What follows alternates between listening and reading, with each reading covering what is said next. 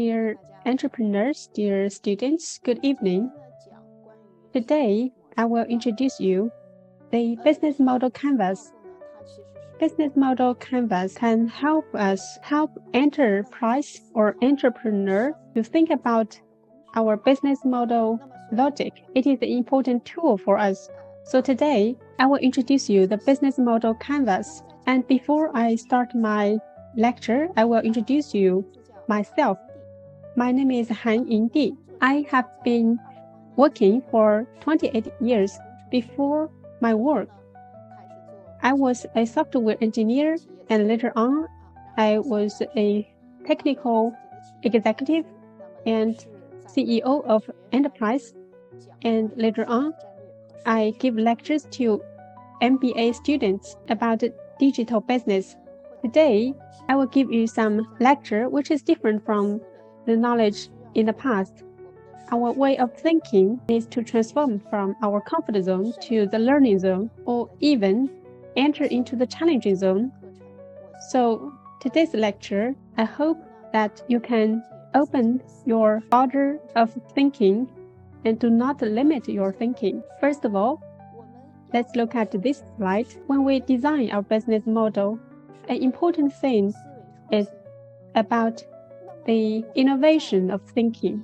And in our previous work or education or learning process, everyone has its own order of thinking. Or we can say that thinking has a comfort zone, but now, based on big data, digitalization, or AI, and other technologies, the innovation of business and changes are greatly driven. And we usually say that no matter for market or business, and they are iterated and changed by the digitalization and our customers. So in today's period, our entrepreneurs need to update their way of thinking. They need to make breakthroughs in their way of thinking. They should not limit their thinking. And when we encounter some problems or when we do business innovation, we need to have a multi-perspective thinking, and our previous knowledge and thinking need to be reorganized. And this is based on multi-perspectives so that we can achieve business innovation. This is a process. We have ChatGPT and AI and blockchain and cloud computing and other technologies. But first of all, we should challenge our thinking. And here, I will tell you a small story. It tells us how we break the border of our thinking, how we have multi-perspectives to solve the problem. I believe that you have already heard of this story, but I still want to share with you. The story is like this. In a small island, and there is a library on the island, and they need to relocate the library. They need to remove the small library into the big library. Why? Because it is quite expensive to borrow books from this library. And actually, the library is only one in the island, and it develops bigger, so it needs to be removed. It needs to be relocated, but the manager of the library has some worries because they only have a budget of 1.5 million RMB, and the manager of the library asks the logistics companies or the relocation companies, and their charge is at least 2 million. So the library manager is quite anxious about this, and at that moment, a management person of the library proposed an idea to the manager of the library. So the manager assigned the task to this person and gives him 1.5 million, this budget, to this person, meaning that if the expenses is beyond the budget, then they have no other money. But if the expenses is below the budget, then the rest of the money will be for this person. So how this person achieves this and fulfills this task? I think many students will think how about we find the cheapest company, or we find some friends to help us to relocate this library. But for this person, he makes an advertisement because this is on a small island. So with this advertisement, it writes that within 1 week, the library will borrow books to you for free. But when you give back the book, you should give back the book to the new library, because usually it is quite expensive to borrow a book from this library. So the local citizens, when they hear that they can borrow books for free, and usually they cannot afford to borrow a book from the library, but now it is for free, so they come to this library. So 80% of the books are borrowed by the local citizens, and there is only 20% books left in the small library, and the total cost is less than 500,000. And this person earns 1 million. At the same time, he also fulfills the book. So actually, this person uses a different mentality, different way of thinking. So this is a different perspective, and this will lead to a different result. We know that in this story, two very key factors are present. One factor is that the more books are borrowed, the higher possibility they will gain profit. And what kind of method is used to drive the local citizens, that is the users? So the method is to borrow books for free. Sometimes when we see that some enterprises use some method to do business better, but behind the business model, the underlying logic is a key. So we need to find the method. If this person does not give out the advertisement, but just say that the people can borrow a book for free, but he doesn't calculate what is the proportion of the books to be borrowed for free, can he achieve the task while not suffering from losses? So I want to tell you that in business, we need to break through our previous ideas. We should think from a different perspective. And here, let's continue about the business model canvas. In fact, the business model canvas will integrate the 9 key factors or key modules onto one canvas, so that we will have a very clear structural thinking, and it will tell us whether this business path is feasible or not. Because usually in our brain, we will imagine a business idea, but maybe it is not a complete picture. It is not a whole picture. For example, we cannot see a whole elephant when we touch the elephant. Some people just touch its nose, some people touch its tail, but they are local areas of the elephant. But when we design a business solution, we need to have a whole picture, and the business services and the industrial chain resources, how can they be utilized to support our business model to achieve our whole business logic and generate sustainable cash flow? So this is a structural way of thinking. So when we design business, how should we think, and what perspectives should we have? First, in most circumstances, we have some broad sectors, for example, general consumption, food, automobiles. They are general sectors, and they are very crowded. So at this time, we need to identify some smaller sectors, some small segments, some small trends, and we should think from the user values. So from the perspective of enterprises, they provide products and services to users. They should satisfy the demand of users and provide the users with great value. For example, today, we provide a product or service to our users, and actually before we come out, we call a taxi by the street, but now more and more people are willing to use Uber because it is more convenient.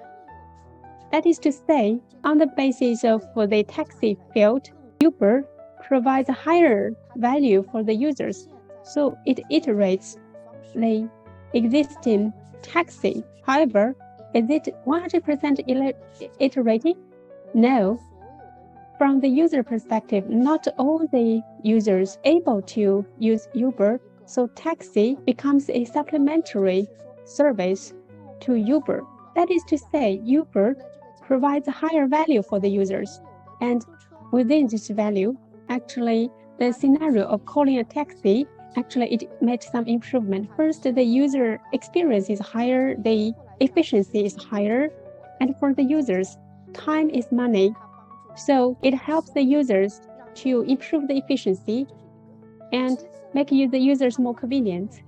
And secondly, it helps users to reduce the cost of cashes, and it has a higher value of user experience.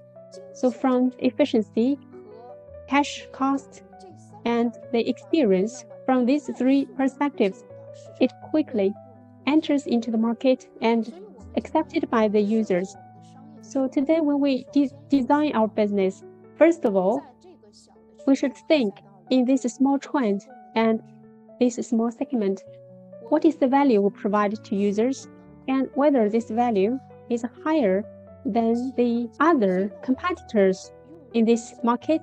So we should start from the user value perspective and identify our business segment.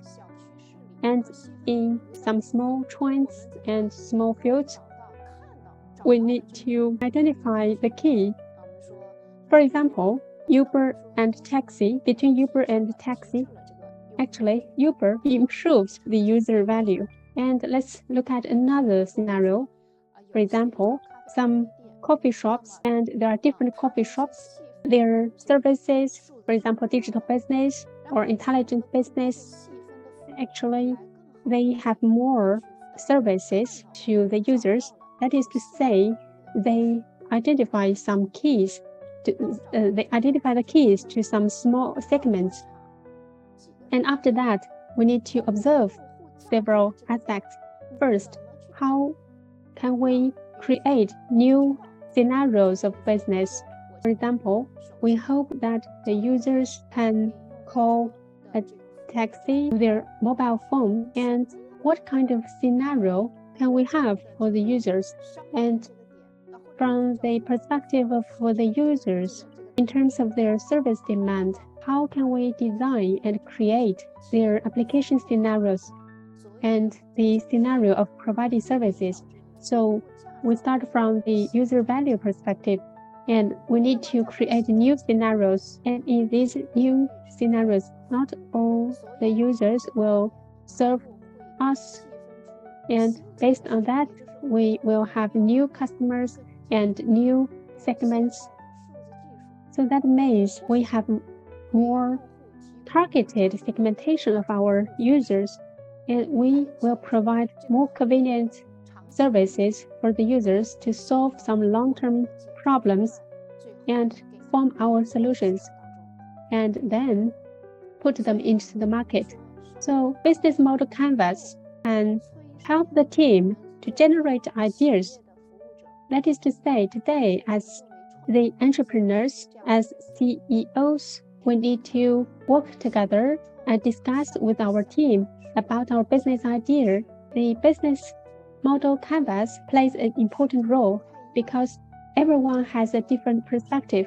Business model canvas means that we put all our business ideas together and to solve a business idea or a business solution. In this way, it will reduce the bias of our exchanges and communication so that we will achieve consensus very quickly.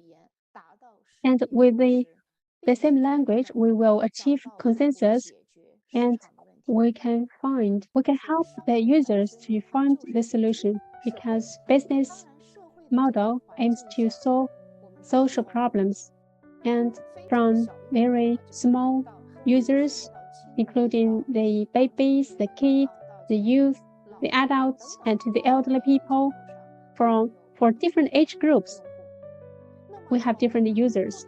And this is from the age perspective. And we also have different industries and different scenarios. So here we have a large number of users. They have a relationship of the business model. And here, then we have many industries and many fields. We can help them solve some social problems. For example, Uber and taxi, and now the e-commerce and the retail also have the relationship. And in the catering industry, the restaurants, many restaurants, they use digitalization to iterate their traditional ways. And the restaurants also use the central kitchen to replace the traditional kitchens. And for other enterprises, when they see that they can build food factories, and these food factories can help us to move some food from the factories to our tables at home. So actually, this will help us to provide solutions to different scenarios. That is to say, business model canvas help us to describe how we create value and deliver the way we create value for our users. And we also can sort out the business rule, and we can form our own perspectives. And here I will introduce you the 4 business perspectives. First perspective is that we need to clearly understand what can we provide. This question seems very simple. Many people say that, of course, we know that what we can provide. Many enterprises, they cannot tell what they can provide because they can provide a lot. So before we talk about what to provide, we should have our business positioning. That is to say, we need to identify these small segment we provide a service to. And after we identify the business path or segment, we will clearly understand what we can provide. And first of all, we should think about in which business path we provide a service and whether our team can make it in this business path. Is that we can open a restaurant or provide retail services or provide some products? We should make sure. And many enterprises do not clearly understand. I will give you an example. I have a student engaged in the clothing factory, and he produces some clothing for factories. He produces uniforms for factories and restaurants. One day, he comes to me and asks me, Madam Han, I want to engage in the retail service. I want to produce some clothes, the fashion clothes for retail. And later on, she asked me, how can I make that? So he has no idea what he can provide. And then I tell him, since you do not understand to whom you want to provide service, so I do not know what you can provide. So my answer is, I don't know. Why? Because he doesn't understand for whom he will provide. So when we have a business positioning, we should be very clear and identify the target users, the target customers, and we should provide enough value for the customers. So that is for whom to provide. When we must identify the target users, and after that, we can identify what kind of resources, means, and scenarios to provide for our users. This is very important. Very important. It seems very simple, but actually it is difficult. And what to provide, I want to emphasize again. Many enterprises, when I ask them, what do you provide? And most of them answers that we provide a lot, 1, 2, 3, 4, etc., blah, blah. And it seems that they can provide a lot. But I'm wondering, what is their core product or core capability? So if they cannot clearly state what they can provide, and they provide whatever they can make money, but only this cannot be competitive in the market because they have not give full play to their business path. And they have their business path, but they do not have targeted services. And when an enterprise can provide a lot, that means it is not professional in a specific segment, then it is also not competitive. Because when the enterprises are on the market, they need to send a signal to the market. So the enterprises need to state clearly what they provide. If they cannot clearly describe what they provide, then the users, the market, will have not a clear understanding about that. For example, my company is engaged in retail, in factory, in clothing, and in restaurant, in clothing, in catering industry, and in cloth materials. So then, after we say that, the customers, the users, they will be dazzled. What do you really do? What do you specifically do? So we need to have a clear signal to the market, what we really provide to our users. This is very, very important. If they cannot do that, they are also not clear about how to provide and for whom to provide. So for the same food, is it provided for the young people or the middle-aged people or the elderly people? If they provide food to the middle-aged person, it is for the gym fans or non-gym fans. So how can they provide delicious food while help the people, help the users to keep fit? So for our food, for our channels, we need to be clear about that. And after a clear understanding of what to provide, how to provide, and for whom to provide, then we need to think about the cost and about the benefit, the profits. What is the structure of our costs? If our income is lower than our costs, then it is not feasible for the high-tech companies, including some consumption enterprises. They have a very bad phenomenon. That is, as long as I have a good business idea, I can make money. And actually, this is a misunderstanding. If an enterprise cannot generate cash flow continuously, then it has no sustainability. It is not viable. And when we have a business project, the capital market invested in the perspective of the investors, then we can get funding and then implement the project. But finally, after the capital is invested, their final purpose is to get the cash flow. So if we get support from the capital, actually the support is limited. The funds needs to be invested in the market to generate sustainable cash flow. So we should not be misled by some high-tech enterprises. That is only at the very beginning or in the innovation experiments. That is okay, but finally we need to generate sustainable cash flow. So we need to have a clear accounting. And when we talk about this in my lecture, I will tell you that we should remember our financial accounting because the sustainable cash flow is the lifeline of an enterprise. And now let's continue. Let's look at the 9 modules. The 9 modules of business model.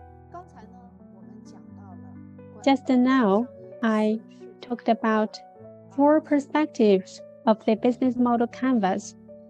What to provide, how to provide, for whom to provide. And now let's look at the first module of the business model canvas, that is the user segmentation. I will give you an example. If today for example, we open a restaurant or coffee shop or a clothing store or clothing factory, our users will be very segmented. For example, if we produce food, for example, we provide food for men aged between 25 to 30, or provide food for those people aged between 25 and 30 who go to gym, and we provide protein and nutrition, and also help them maintain their muscle. So that means we need to find a specific segment for our product. And behind this, we provide enough value for our users. Only we segment our users can we provide enough value for our users. And when we have a specific segmentation of our users, then we should consider our value proposition. What is the value proposition to create a touching story? For example, Xiaomi says, we are born for being crazy. So from this, we can see, first, the users. We provide products to the user, to the fans. For example, the fans of mobile phones, the fans of digital devices, the fans of our products. And secondly, because we provide products to the fans, then we provide very professional products. We know that for the fans, they have very high requirements for the products. For example, a starter has a different requirement with the fans of a game. And another example, if user A uses the professional product and he finds that this product has high quality and not expensive, and we find that Xiaomi also provided the product with the highest cost effectiveness. So for all the products of Xiaomi, they adhere to the value proposition that they provide services, provide products to the fans. And for the same product, their quality is the highest. And compared with the products with the same quality, Xiaomi's products are the cheapest. So this is the value proposition of Xiaomi. Their first users are the fans, and after the fans buy such products, other people will think that these products are very professional, and it will influence the people around them. For example, today we want to buy a computer. We will not ask a person who does not have a clear idea about computer. We will ask someone who is professional at computers. So that is the impact or influence it brings, and its marketing method or strategies are also very important. And later on, I will talk about that. Okay, this is about the first half of our lecture. And now we will take a break of 20 minutes. And after 20 minutes, I will continue our lecture. And for our business model canvas, I have a case. And finally, I have a homework to assign you. So please be prepared for that, because we have a homework for you today. Okay, let's have a break of 20 minutes. Dear students, please come back. We will continue our lecture. Are you ready? Can I start now? Okay, you can start now. Okay, dear students, dear entrepreneurs, just now I talked about the role of the business model canvas, and I told you a story about the role of the business model canvas and its significance, its meaning, and how we do business positioning, and 4 perspectives of business model. And now, just now, I talked about the 9 modules of business model canvas and the user segmentation and value proposition. And here I want to emphasize again, the user segmentation is extremely important for designing the business model canvas. it is very important for an enterprise to design its own business model. So I want to remind you again that when you identify your business path, and you must find your segment of users. If you cannot precisely identify a segment of users, even if you have a good business path, you may not necessarily have a business development. Sometimes we have a correct business method, but you do not have the correct user group. Then the users will not pay for the products and services you provide for them. So I want to emphasize again that user segmentation is very important, and the value proposition is also very important. Use one sentence to create a perceptual story to indicate what value you show to the market. Just now I give you an example of Xiaomi. Xiaomi is born for the fans, and they provide the products to the fans, and they provide professional products. When they provide products, they aim to provide the most cost-effective products, and for the same level of products, they have the highest quality. And for the products with the same price, they have the highest quality. That is the value proposition of Xiaomi. And after the two perspectives, what is important is to identify the distribution channels. We must find ways to deliver our products to our users. That is the distribution channels. Today, the value proposition of my enterprise is to be born for the fans. Then the fans will become those who tell story for me. So at the very beginning of starting its business, specific users very quickly, that is the fans. And then the fans also help Xiaomi to tell stories and influence the people around them and provide professional advice and suggestions. And many entrepreneurs will say that today we have e-commerce, we have digital retail, and we have many distribution channels. So does that mean that we do not need the distribution channels? My answer is no. You still need the distribution channels. Why? Because e-commerce helps us to sell the products as far as possible. For example, today I can sell my products to Europe, to North America, to any place in the world. However, if our products have any problem, who will provide the after-sales service? So in business, sometimes we not only sell our products as far as possible, but more importantly, when our users need us, we can provide the after-sales service for the users within 15 minutes. And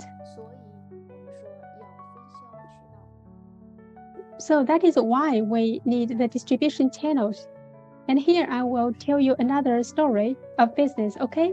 This is a Chinese enterprise, a very big group, listed company, and it is a producer and seller of furniture. And when before e-commerce developed rapidly, this company has had about 3,000 distributors and 4,500 stores of the distributors to sell its furniture. So its customers are the distributors. And many years later, the e-commerce developed very rapidly. So the chairman of this company said that we also need to start the e-commerce, but he's also worried that the distributors will leave him after the e-commerce develops, because if he puts the products online, then the price will be lower, and he will gain a lot of orders.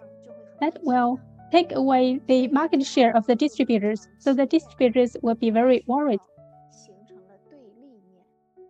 So in this way, the enterprise and the distributors will be confronted, and the chairman is also very worried, because if he wants to develop e-commerce, then he will lose his distributors. But if he does not develop the e-commerce, then his company will have no future, because e-commerce and digitalization have become the necessary trend. It is inevitable trend. So the chairman of the company feels very difficult, and he comes to me and asks me, what should I do? And I would like to also tell you that if our company has so many distributors, and at this time we want to develop e-commerce, how should we make the choice? What should we do? At this time, I said to the chairman of the company, I asked him several questions. I said, can I ask you some questions? First, why you develop e-commerce? What is the purpose of developing the e-commerce? Secondly, when you develop e-commerce, will you manage the market together with your distributors, or will you develop the market by yourself? Because for the furniture sector, a lot of businesses are local, so we need the distributors to provide the local services. So I asked the questions to the chairman, and the chairman answered, the reason why I develop e-commerce is to embrace the future opportunities. So I said, since you do not compete with the distributors for orders, it is very simple. And here, what is important is the distribution of interests and benefits. That means when we design the business model, we find the people who tell the stories together with us. And when they work with us, we need to allocate enough benefits for them so that they can help us to work together with us to tell the story of our company so that we can quickly expand the influence of the market. At the same time, we also need such distribution channels to help us provide local customers, to provide local services. And when the customers need our services, we can provide services for them within 50 minutes. And if we can provide such services, which cannot be provided by other competitors, we will win. For example, for the same product, company A can only provide a remote service, company B can provide a service within 24 hours. But for you, you can provide services within 30 minutes for the same product, same price. Which one the customer will choose? It is very clear. And of course, the value of the distributors are not limited to this. They will communicate, they will have influence, and they can help expand the market share. Actually, they have an important role to play. And of course, the distribution channels are not only limited to offline, but also to online. That means a lot of Facebook and Twitter users, they will spread our stories online, and together we will create a matrix. Of course, we need to pay for them. So that is the distribution channels. And in today's business environment, we still need the distribution channels to do things for us. But when the enterprise designs the business model, we should clearly understand what services the distribution channels can help us provide for our customers. And then the user relationship is very important, because the products we provide and our users, they have a relationship of transaction. So for this relationship, we should ask ourselves some questions. And this is what the enterprise needs to answer. First, why the users buy our products? This is very important. Why the users need to buy our products? Secondly, why the users buy our products frequently or repeatedly? And thirdly, what is the cost if the user leaves our products? For a user, if they gives up Uber, they will lose more efficiency, they will lose the user experience, and they will lose time because they need to wait for the taxi by the street if they give up Uber. So in the story we tell and in the value proposition, when we create the user relationship, we should provide enough value for the users to closely attract the users so that we will retain the users, because the value we provide for them is the reason they buy our products and is the reason why they buy our products frequently and repeatedly. And maybe we wonder why the users have cost if they leave us, if they give up us. Let's just think about some rapidly developing companies. For example, in Canada, there are some $1 stores. If the users give up the $1 stores, they will pay higher cost to buy the same products. So if the users give up our products, they have costs.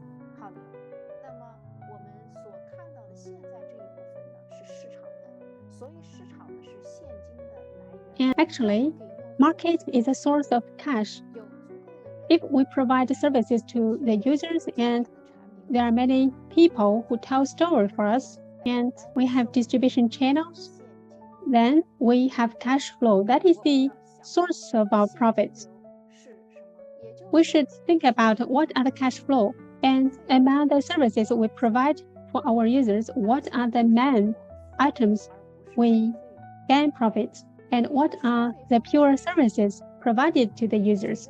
For example, some membership stores of supermarkets, the important sources is a membership card, and all the products are provided by the factory at the factory price.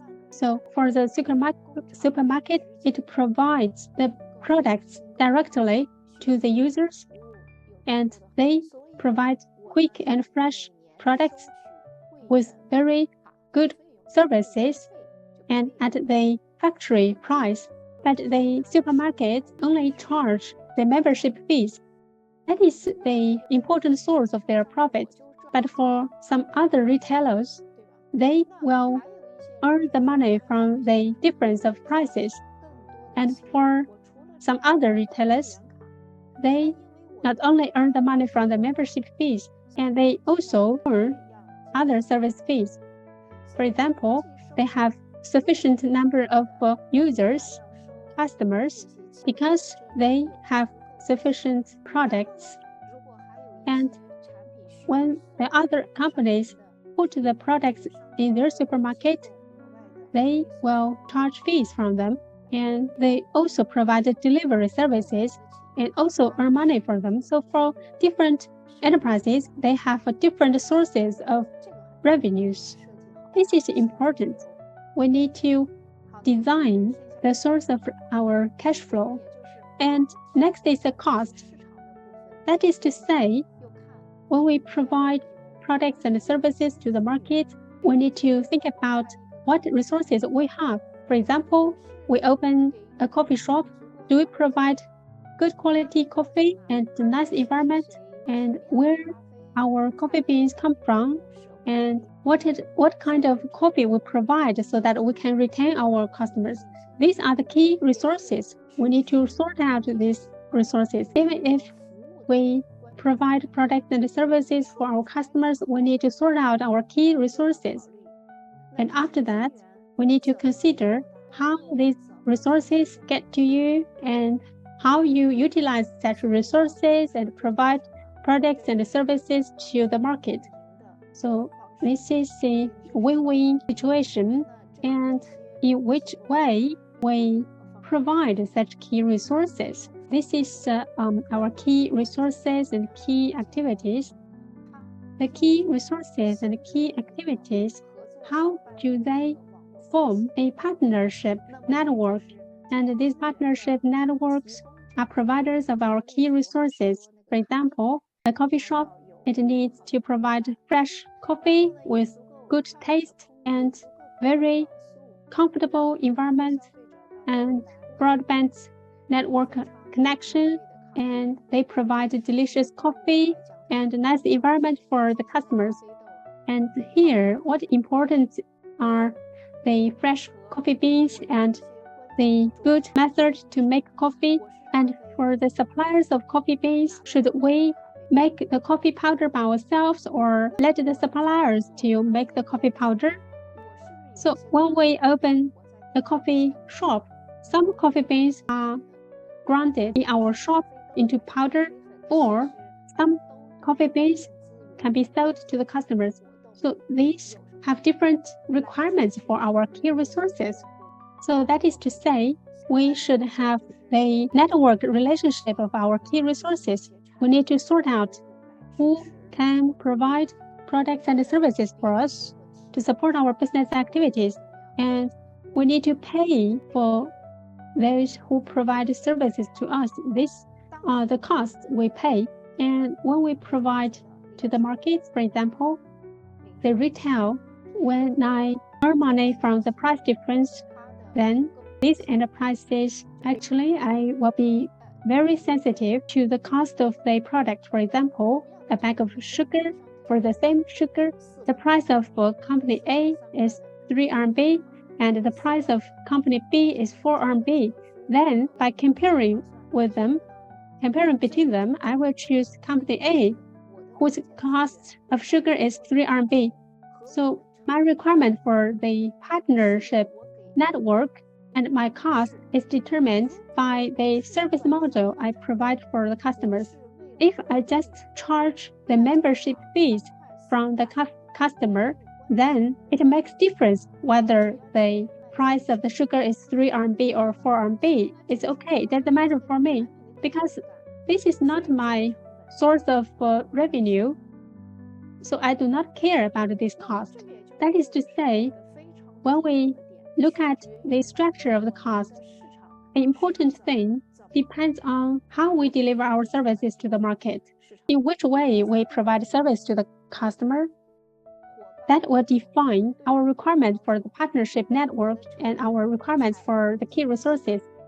And then our cost will be more clear. So here, I will tell you a story or a case. This will link the 4 perspectives of the business model, canvas, and 9 modules. And this business case is made by me because I designed many business models for many enterprises. Okay, let's look at the story of the business case. On December 31st, 2017, in China, the Ministry of Public Security issued an urgent notice because the electric bicycles, they can catch fire very easily. So the electric bicycles are not allowed to be put indoors or in the corridors for charging. They must be charged outdoors. And when we receive this news, when we read this news, will you think that it is a business opportunity? If it is a business opportunity, can we just within 6 months? That is to say, we prepare for 6 months. Then we will gain a revenue of 110 million RMB per month. Or do you think it is not a business opportunity? If it is not a business opportunity, what are the business conditions we lack? Actually, the 2 answers are correct. It is both a business opportunity and not a business opportunity.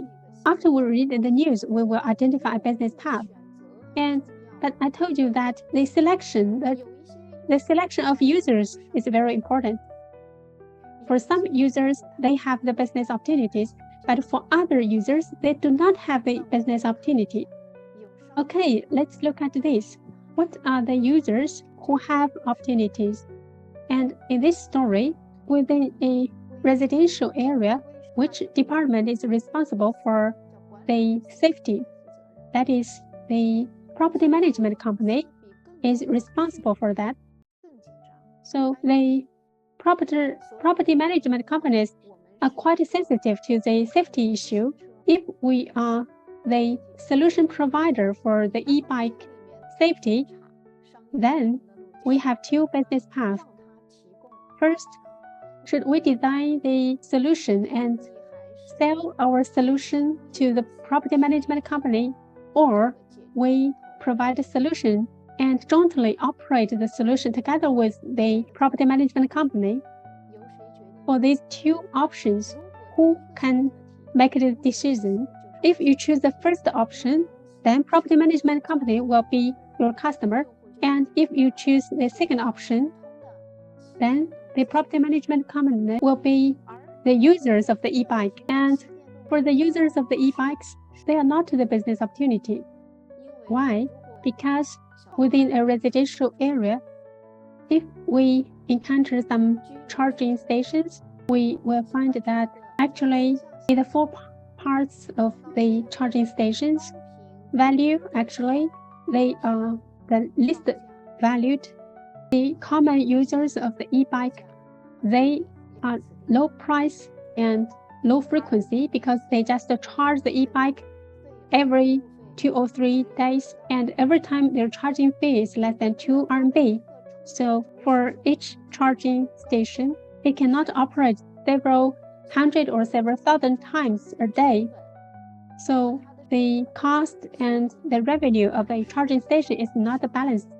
So it is not a business opportunity. However, for another group of people, they are a specific segment of users from the 230 million people. They have a business value.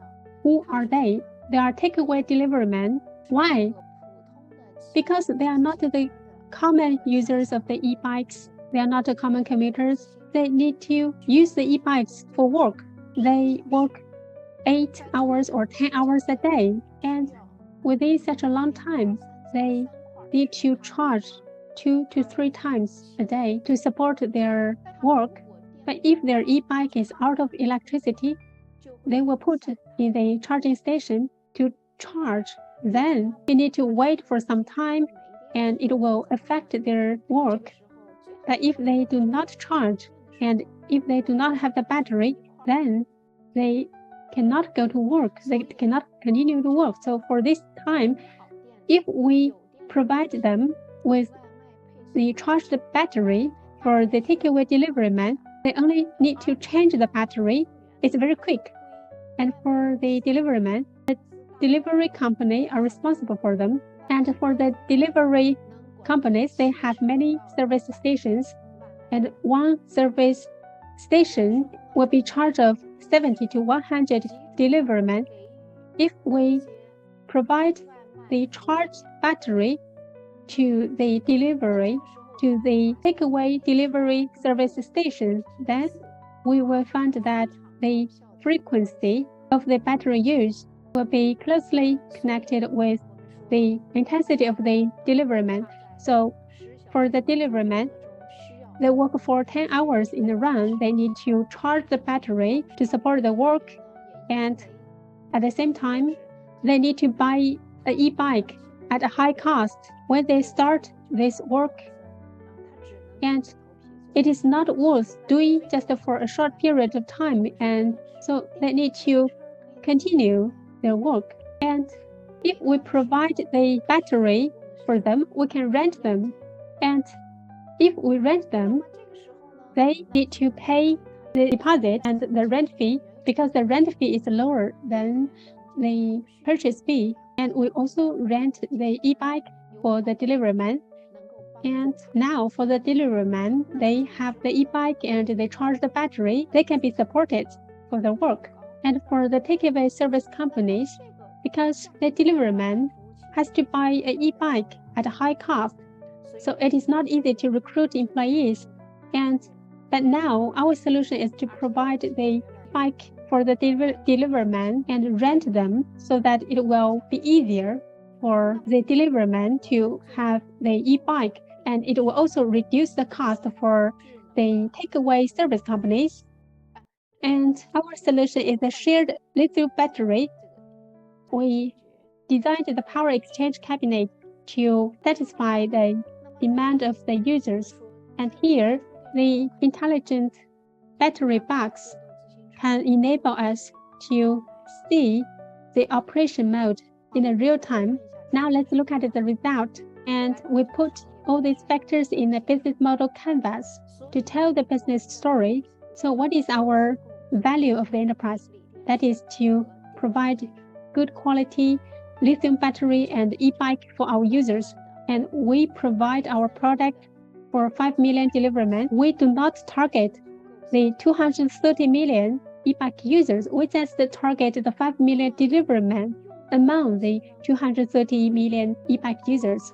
And for the users, they will purchase our service repeatedly because they have higher cost if they give us. Why? Because we provide convenient services for our users. We provide continuous value for the users.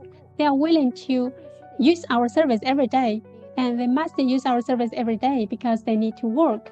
And if they leave us, if they give us up, they need to have higher cost. And their cost is that they need to buy the e-bike by themselves, and they need to buy the lithium battery by themselves. The costs are quite high, and it is not convenient for the deliveryman because they need to maintain their e-bike.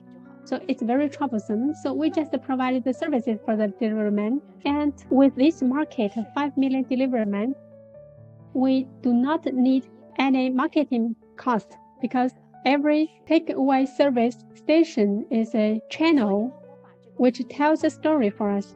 So we just put the service in the takeaway service station. We give it some money, and they will get high value. And before every deliveryman buys an e-bike, we can provide all this to the deliveryman so that they do not need to buy the deliveryman. And the source of our revenue is the rent fee of the e-bike and the lithium battery. And every time the deliveryman exchanges an empty battery with a charged lithium battery, we will charge him the rent fee. We need a lot of resources to help us realize our business idea. And for this project, in the first week, I made the investigation. And in the second week, I start to develop the app. And in the second month, it is put in the market. In a city with a population of 8 million, there are about 20,000 deliverymen. And in the fourth month, the cash flow generated reaches 170 million, and the deposit is 54 million. And according to our calculation, each deliveryman will contribute 8,000 RMB, and 5 million deliverymen, they will have a market of 40 billion. So if we identify the specific segment and the target users, then our market will be very huge. And here I will give you a case. This is our homework for you, to use the business model canvas to design a business model, and then to identify your specific user group. And if you can tell the user story, that would be more perfect. Okay, this is today's lecture. Thank you for your attention. I hope to meet you offline. Good night. Have a nice dream.